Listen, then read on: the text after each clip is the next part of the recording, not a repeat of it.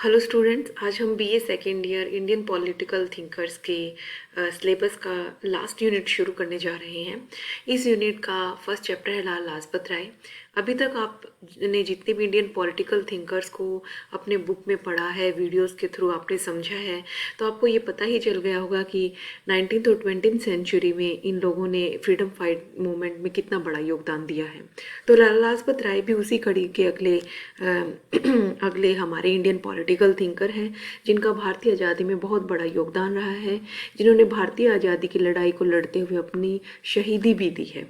लाला लाजपत राय के चैप्टर को हम शुरू करने से पहले मैं इनकी दो डेफिनेशंस आपको बताना चाहती हूँ, कर रही हूँ ताकि आप अपने नोटबुक में इसे हिंदी के स्टूडेंट्स लिख सकें। विपिन चंद्र पॉल कहते हैं कि लाला लाजपत राय एक ऐसे निडर और ईमानदारी से भरे हुए व्यक्ति थे जिन्होंने केवल सच्चाई की पूजा की और सच्चाई पर चलते हुए उन्होंने सच्चाई से निकलने वाले, सच्चाई की वजह से जो रिज़ल्ट निकल सकते हैं, नतीजे निकल सकते हैं, उनकी उन्होंने कभी भी चिंता नहीं की। इसी प्रकार उनकी तारीफ़ करते हुए सी राजगोपालाचारी भी कहते हैं, वो एक महान भारतीय फ्रीडम फाइटर, आज़ादी की लड़ाई लड़ने वाले व्यक्ति थे, जो कि पंजाब केसरी के नाम से जाने जाते थे। और लाल बाल पाल, इन तीन लोगों का जो एक गुट था जिनके विचार बहुत ज़्यादा मिलते थे, लाल बाल पाल, इनका एक वो हिस्सा रहा करते थे। तो इस प्रकार से उनकी तो डेफिनेशंस आ।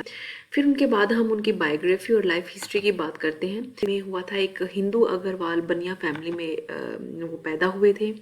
उनके जो पिता हैं मोगा तहसील, जैसे गांव ढूंढी के गांव था, मोगा तहसील थी और फिरोजपुर डिस्ट्रिक्ट था, ये पंजाब स्टेट के अंदर आता है। उन्होंने जो अपनी प्रारंभिक शिक्षा है, एलिमेंट्री एजुकेशन, वो उन्होंने अपने ही government high senior secondary school Rewari Haryana से की थी।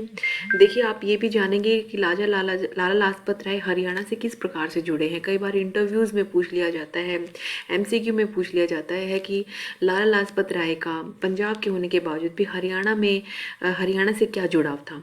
तो यहाँ आप देख सकते हैं कि उनके पिता जो है as a teacher Rewari district, Haryana के रेवाड़ी डिस्ट्रिक्ट में पोस्टेड हुआ करते थे, और इसीलिए उनकी जो प्रारंभिक शिक्षा है वहीं पर हुई। उसके बाद उन्होंने 1880 में वो लाहौर चले गए और उन्होंने जो है अपने कॉलेज में एडमिशन लिया लॉ करने के लिए।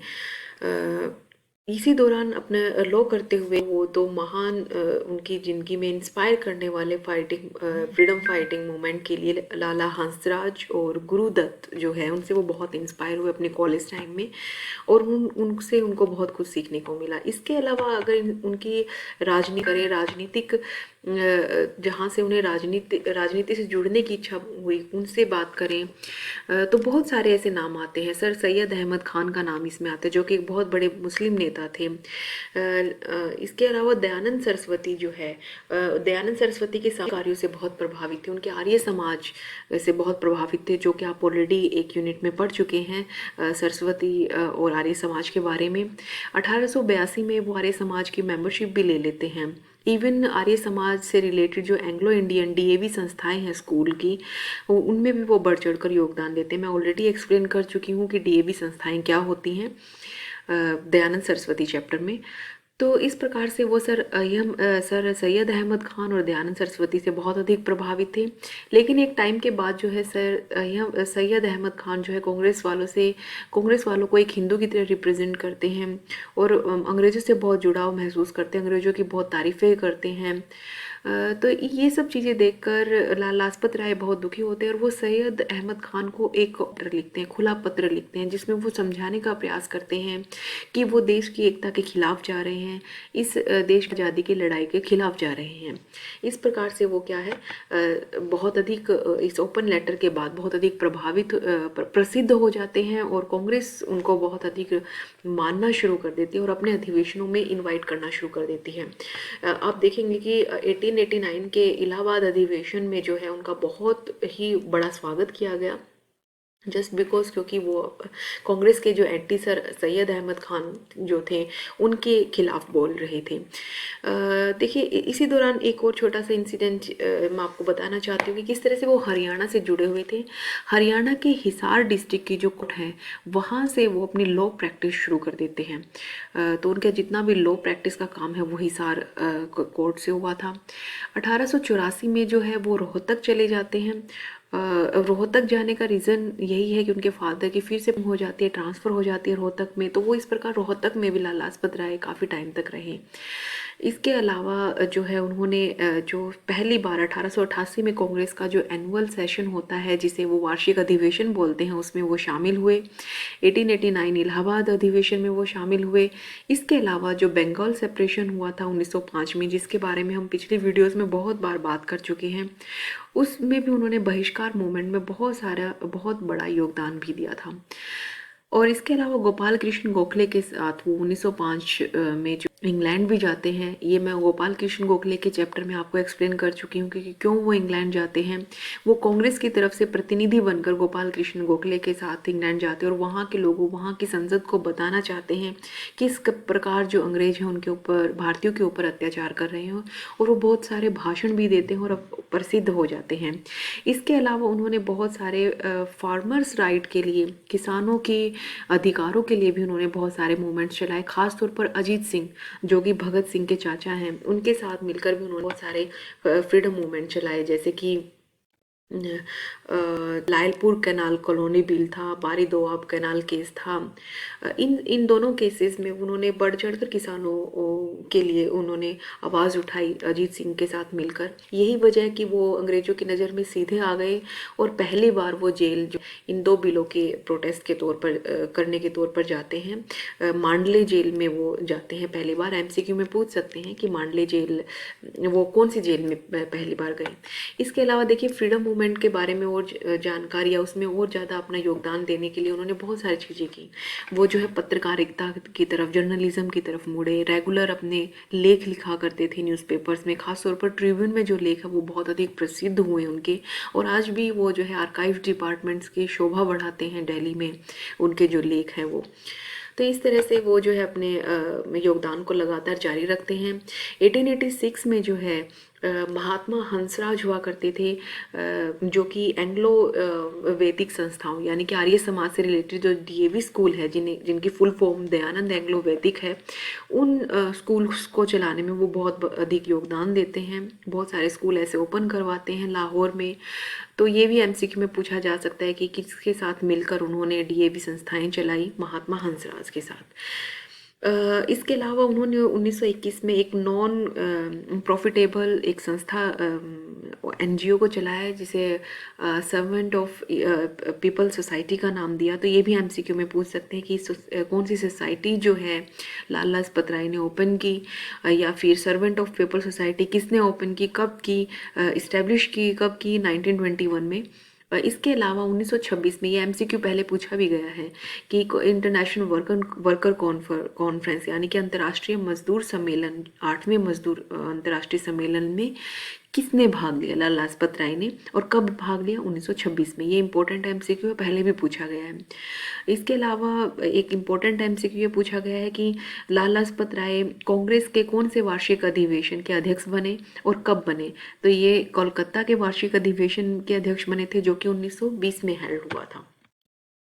इसके अलावा जो है लाला लाजपत राय जो आप ये 16 नंबर मार्क्स के लिए भी कई बार आता है, वो जो है उग्रवादी विचारधारा वाले व्यक्ति थे। मैं पहले भी इस चीज़ को एक्सप्लेन कर चुकी हूँ सेकंड यूनिट में कि एक नरम दल होता है, एक गरम दल होता है।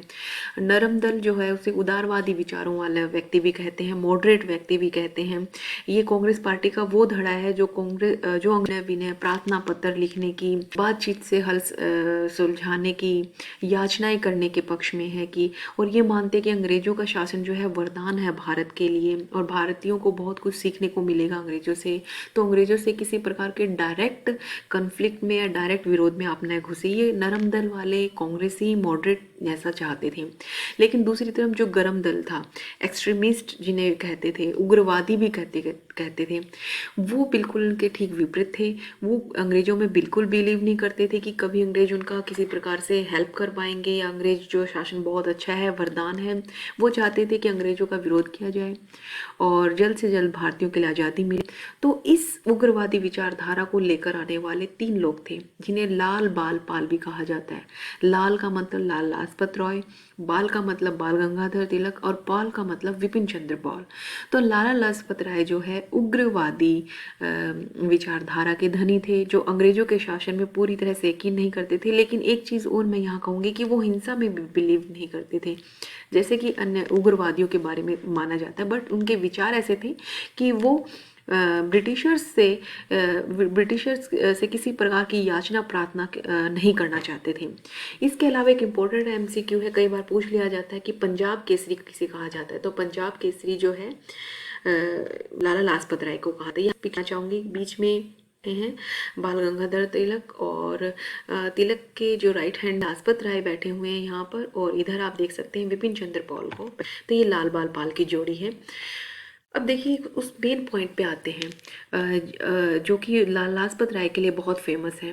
देखिए 1928 में ब्रिटिश गवर्नमेंट जो है एक साइमन कमीशन बनाती है। 1928 में वो मुंबई पहुंचता है।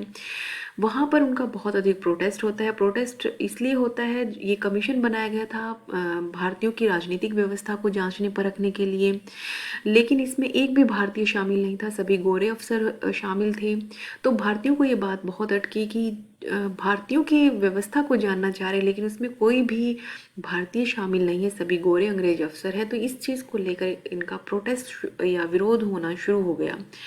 तो इस प्रकार से जो है पूरे देश में विरोध हो रहा था। जब ये कमीशन लाहौर जाता है, लाहौर विजिट जाता है 30 अक्टूबर 1928 को, तो इस कमीशन के विरोध करने के लिए लाला लाजपत राय जो है एक शांतिपूर्ण जो है एक मार्च निकालते हैं इस कमीशन का विरोध करने के लिए। बहुत ही शांतिपूर्ण है, कोई उसमें लेकिन वहाँ पर जो है सैंडर्स जो है एक सुप्रिटेंडेंट हैं पुलिस के, वो सैंडर्स जो है ऑर्डर देते हैं लाठीचार्ज का, जिसमें लाला लाजपत राय के सिर पर लाठियाँ लगती हैं और वो बहुत ही इंजर्ड हो जाते हैं।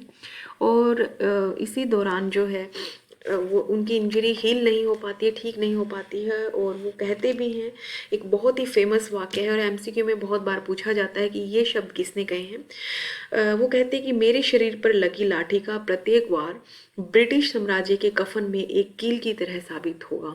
ये एक बहुत ही इम्पोर्टेंट उनकी टैगलाइन है, उनकी कोटेशन है जो उन्होंने बोली है, जो बहुत फेमस भी रही है। तो ये एमसीक्यू में पूछा जा सकता है। तो ये वाकई ये हुआ भी।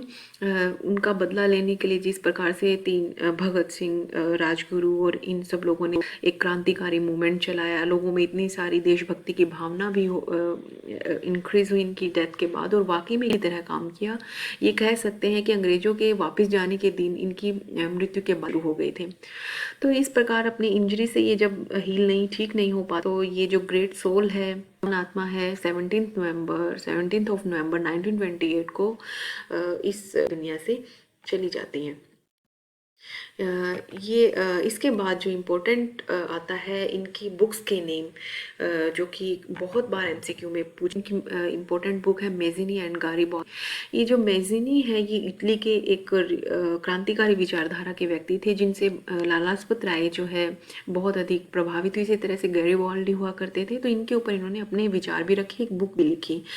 सबसे इम्पोर्टेंट एमसीक्यू में कई बार ये इस बुक का नाम आता है, ये है unhappy India. Happy India book किसने लिखी? तो लाला लाजपत राय। ये एक इम्पोर्टेंट। इसके अलावा a call to young nation for India, the story of my deportation, the political future of India, adapted to India, ये बहुत ही इंपॉर्टेंट बुक्स हैं जो आपको बहुत अच्छे से याद रहें।